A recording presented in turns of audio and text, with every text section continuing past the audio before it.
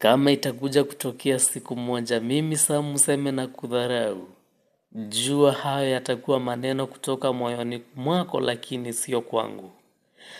Sijawahi funzwa kujaribu kumkataa kumwelewa mwenzangu ama kufanya yule mwingine kama sio mtu binadamu kama mimi.